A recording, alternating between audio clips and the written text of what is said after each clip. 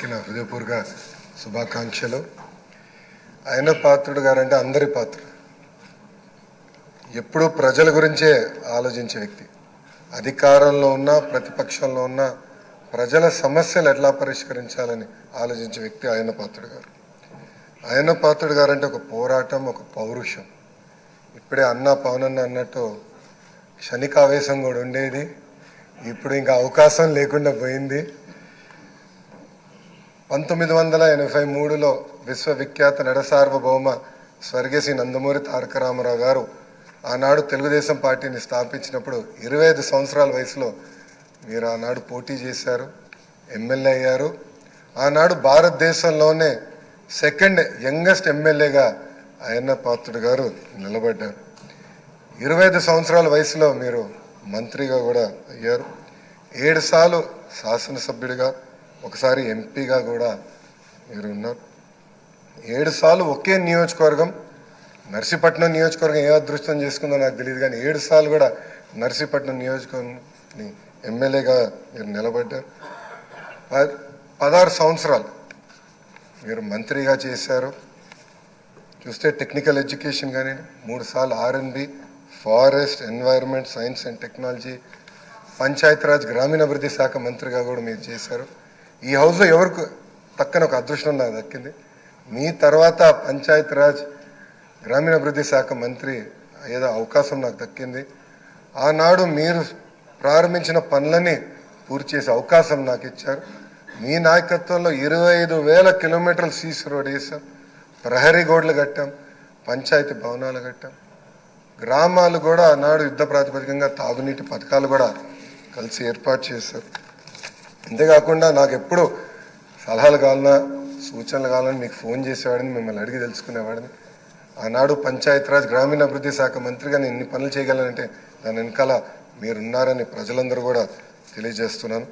ఇంతేకాకుండా పెద్దలు గౌరవ ముఖ్యమంత్రి గారు చెప్పినట్లు ఆనాడు ఉత్తరాంధ్ర సుజల సవంతి ఇరిగేషన్ కోసం కూడా మీరు పెద్ద ఎత్తున పోరాడారు. నాకు బాగా గుర్తు, తెలుగుదేశం పార్టీ విశాఖపట్నంలో మహానాడు ఏర్పాటు చేసుకుంటే ఎట్టి పరిస్థితుల్లో అనౌన్స్ చేయాలి అని పట్టుబట్టారు. ఆనాడు కూడా గౌరవ ముఖ్యమంత్రి గారు కూడా అనౌన్స్ చేశారు. అంతేకాకుండా పార్టీలో కూడా పాలిట్ బ్యూరో సభ్యుడిగా, సీనియర్ నాయకుడిగా నాకు ఎప్పుడూ ఒక గైడెన్స్ ఇస్తూనే ఉన్నారు. ఒకే పార్టీ, ఒకే జెండా, ప్రజల ఎజెండాగా మీరు ముందరికెళ్ళిన వ్యక్తి. గత 5 సంవత్సరాలు మీరు కూడా ప్రభుత్వం చేతిలో ఒక బాధితులు. 23 కేసులు మీ పైన కూడా, బంపర్ ఆఫర్ మీ పైన కూడా పెట్టారు. మీ పైన కూడా నిర్భయ కేసు పెడతాం కానీ అని చేస్తాం, చాలా బాధాకరం. ఆనాడు కావాలని ఇల్లు ఇల్లీగల్గా ఉందని కోర్టు కూల్చొద్దు అని చెప్పినా కూడా అతి ఉత్సాహంతో అధికారుల్ని, పోలీస్ సోదరులను పంపించి మీ ఇల్లు పైన కూడా దాడి చేశారు, కుటుంబం పైన దాడి చేశారు. మీ భార్య కానీ 2 అబ్బాయిలు కూడా బాధితులై ప్రభుత్వం చేతులు. ఆనాడు నేను నర్సీపట్నంకు వెళ్ళాను, కుటుంబాన్ని కలిసినప్పుడు వాళ్ళని ఒకటే అడిగాను, ఇక్కడికి మీరు ఎందుకు వచ్చారు? మీ అవసరం రాష్ట్రానికి ఉంది, ఏం పర్వాలేదు, అయ్యన్న పాత్రుడు గారు పోరాడతారు, ఎక్కడికి వెళ్ళరు, మీరు వెళ్ళి అందరు కార్యకర్తల్ని కాపాడండి అని తల్లి కూడా నాకు చెప్పడం జరిగింది. నేను అది ఎప్పుడూ మరవలేను. రాజకీయాలు చూసి పెరిగిన వ్యక్తి.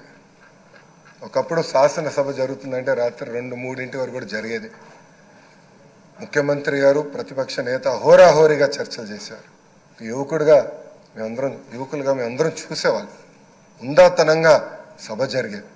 ఎవరన్నా స్పీడ్గా మాట్లాడినా 2వ రోజు సభకొచ్చి కొంచెం స్పీడ్గా మాట్లాడడం, క్షమించండి అని కూడా కోరిన రోజులు అందరం చూసాం. కానీ గత 5 సంవత్సరాలు అన్నీ లేకుండా పోయినాయి. ప్రజలు కూడా ఒక మాటలో చెప్పాలంటే శాసనసభని అసహించుకునే పరిస్థితి వచ్చింది. ఇది చాలా చాలా బాధాకరం. ఇక్కడ చాలామంది మొదటిసారి శాసనసభ్యులు ఉన్నారు. మీ నాయకత్వంలో నేర్చుకునేదానికి మేము ఈ హౌస్కి వచ్చాం. సభ సాంప్రదాయాలు ఏంటి, ఎలా ముందలు తీసుకెళ్ళనేది మీరు మమ్మల్ని అందరినీ గైడ్ చేయండి. యంగ్స్టర్స్గా గతంలో ఎట్లయితే సభ జరిగేదో, పెద్దలు ఎలా ఈ సభని నిర్వహించారో నేర్చుకోవాలన్న ఆలోచనతో మేమందరం ఇక్కడికి వచ్చాం. మీ ప్రోత్సాహం ఎప్పుడు మాకు ఉండాలని మిమ్మల్ని అందరినీ, అధ్యక్ష వారిని నేను కోరుతున్నాను. అంతేకాకుండా మాకు నాయకత్వం అందించండి, లీడర్షిప్ ఇవ్వండి. హౌస్ని మేమందరం మీరు చెప్పిన మాట మీద నిలబడతాం. గౌరవ ముఖ్యమంత్రి గారు మన మంత్రులు కలిసినప్పుడు మాకు చెప్పారు, ప్రతిపక్ష హోదా లేకపోయినా, ప్రతిపక్ష ఇక్కడ ఈరోజు హౌస్కి రాకపోయినా మనమే ప్రతిపక్షం అనుకోవాలి, ప్రజల తరపున నిలబడాలి, ప్రజల తరపున పోరాడాలి, ప్రజల సమస్యలు తెలుసుకోవాలి, ప్రజలు కావాల్సిన చట్టాలు మనం తీసుకురావాలని చాలా స్పష్టంగా చెప్పారు. దానికి మీ సహకారం చాలా చాలా అవసరమని మిమ్మల్ని నేను కోరుతున్నాను. అయ్యనాథ్ పాత్రుడు గారిపైన ఎన్ని కేసులు పెట్టినా, ఎన్ని రకాలుగా హింసించినా ఆయన ఒకే మాట చెప్పేవారు, నేను తగ్గేదే లేదనేవారు, అహర్నిశలు పోరాడేవారు. గన్నవరం సభలో కూడా మీరు ఆనాడు వచ్చి మాట్లాడితే కూడా మరుసటి రోజు మీ పైన కేసు పెట్టి నాన్ బెయిలబుల్ వారెంట్ కూడా ఇష్యూ చేస్తాం చూసాం. కానీ ఆయన పాత్రుడు ఎప్పుడు తగ్గలేదు, ఎప్పుడు పోరాడితే ఉన్నారు. ఆ స్ఫూర్తిని మేము అందరం కూడా హౌస్కి తీసుకెళ్తాం. మీ దగ్గర నుంచి మేము చాలా నేర్చుకోవాల్సిన అవసరం ఉంది. సో మా లాంటి యువకుల్ని ఈ హౌస్లో మీరు గైడ్ చేయాలని ఈ సభాముఖంగా కోరుకుంటూ నాకే అవకాశం ఇచ్చిన మీకు నా హృదయపూర్వక నమస్కారం. పవన్ కళ్యాణ్ గారిని మాట్లాడాల్సిన కోరుతున్నాను.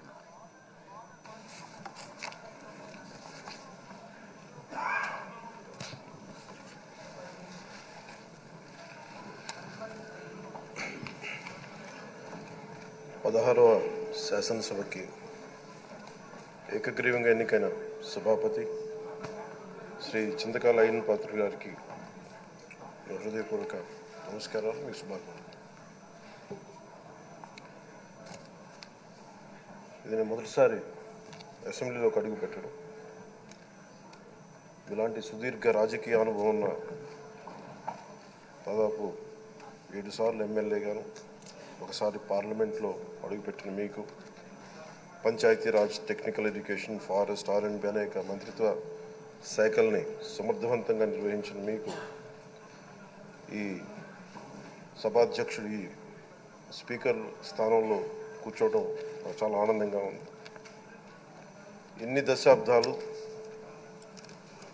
ప్రజలు రాజకీయ జీవనంలో, ఎన్ని దశాబ్దాలు ప్రజలు మీ వాడి వేడి చూశారు. మీకు కోపం వస్తే ఋషికొండను చెక్కినట్టు ప్రత్యర్థులకి పదునైన ఉత్తరాంధ్ర యాసలో గుండు కొట్టేస్తారు. ఒకటే బాధేస్తా ఉంది సార్, ఇకపైన మీకు తిట్టే అవకాశం లేకపోవడం. కానీ ఇక మీద సభలో ఎవరు తిడుతున్నా దాన్ని ఆఫ్ చేసే బాధ్యత మీ చేతిలోనే ఉంది, మీరే మైక్ ఆఫ్ చేయాలి. అంటే మా చిన్నప్పుడు నేను చూసేవాడు, ఒకసారి అల్లరి చేసే అబ్బాయిని క్లాస్ లీడర్ చేసేవాడు చిన్నప్పుడు మా స్కూల్లో. కానీ ఇన్నాళ్ళు ప్రజలు మీ వాడి వేడి పలుకులు, మీ ఘాటైన వాగ్దాటి చూశారు. ఈ రోజు నుంచి రాష్ట్ర ప్రజలు మీ హుందాతనం చూస్తారు. డిబేట్స్ వెనకాల దాక్కుని సంస్కారహీనమైన భాషలని, భావాలని రకరకాల మాధ్యాల్లో విరజిమ్ముతూ ఉంటారు. దాని నియంత్రణ మీ ఆధ్వర్యంలో ఇక్కడి నుంచే మొదలవ్వాలి. ఇందాక సభా నాయకులు, గౌరవ ముఖ్యమంత్రి శ్రీ చంద్రబాబు నాయుడు గారు చెప్తారు, ఆడబిడ్డలు ఏ విధంగా నలిగిపోయారు ఈ రాష్ట్రంలో గత 5 సంవత్సరాల్లో. చిన్న లేదు, పెద్ద లేదు, ఎవరని లేదు. ఎవరన్నా సరే ఒక మాట మాట్లాడితే వాళ్ళని వ్యక్తిగతంగా దూషణ, సోషల్ మీడియాలో వాళ్ళని క్యారెక్టర్ అసాసినేట్ చేయటం, వాళ్ళు పెద్ద నాయకులు కావచ్చు, కార్యకర్తలు కావచ్చు, లేదా వాళ్ళకి ఎదురు తిరిగి ఒక ఒపీనియన్ చెప్పి ఎవరైనా సగటు మనిషి కూడా కావచ్చు, అది ఇక్కడితో ఈ రోజు నుంచి ఆగిపోవాలి అధ్యక్ష. అది మీ ఆధ్వర్యంలోనే మొదలవ్వాలి. గత ప్రభుత్వం తాలూకు సభ జరిగిన విధానం చూస్తే ఈ వ్యక్తిగత దూషణ ఇవన్నీ చాలా ఇబ్బంది పెట్టే ప్రజలు. ఈ రోజున వాళ్ళకి 11 సీట్లకు పరిమితం అయ్యారు, ఈరోజు లేరు, ధైర్యం లేదు వాళ్ళకి.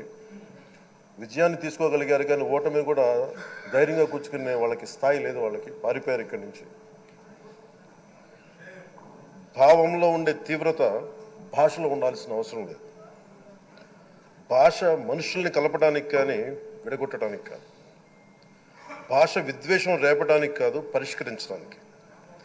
ఎంత జటిలమైన సమస్య అయినా భయంకర సమస్య అయిన చర్చల ద్వారా పరిష్కరించుకోవడానికి కానీ వివాదం సృష్టించడానికి కాదు ఈ సభ ఉన్నది అందుకు.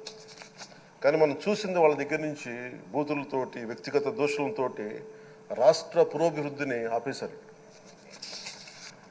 అలాంటి సభ కాకుండా ఇందాక మన పెద్దలు శ్రీ గౌరవ ముఖ్యమంత్రి చంద్రబాబు గారు చెప్పినట్టుగా ఇది భవిష్యత్తుకి ఇది ఒక ప్రమాణం అవ్వాలి. 2047 వరకు ఇంత అద్భుతమైన స్థానంలో మనకి ఆంధ్రప్రదేశ్ తెలుగు జాతి ఉన్నత స్థాయికి వెళ్ళాలంటే ఈరోజు మనం వేసే ప్రతి అడుగు అది భవిష్యత్ తరాలకు ఒక నిర్దేశక ఒక టచ్ స్టోన్గా ఉండిపోవాలి, గిట్ రాయిగా ఉండిపోవాలి. ఈరోజు నీ సభలో ఉన్న గౌరవ సభ్యులందరూ చట్టాలు చేయడానికి ఉన్నారు, చట్టాలు ఉల్లంఘించడానికి కాదు.